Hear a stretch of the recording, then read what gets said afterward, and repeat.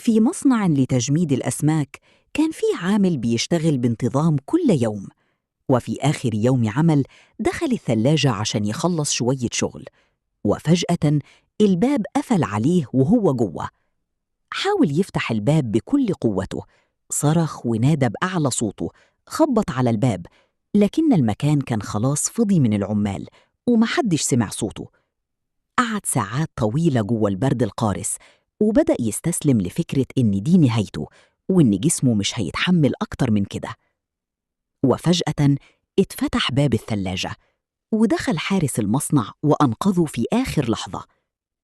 المدير كان مستغرب جدا وسأل الحارس: انت عرفت منين انه موجود جوه المصنع؟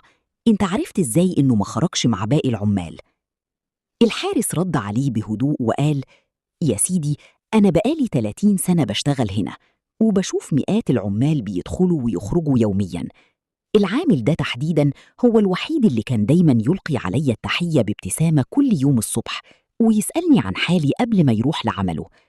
ولما جه وقت خروج العمال النهاردة، استغربت إني ما سمعتش صوته زي كل يوم، فقلت أكيد في حاجة مش طبيعية، وقررت أدور عليه في المصنع لحد ما لقيته.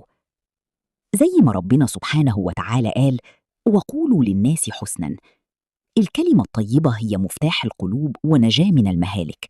ما تستهونش بكلمة حلوة تقولها لحد، ممكن تكون هي دي اللي تنقذ حياته أو تغير يومه وانت مش حاسس.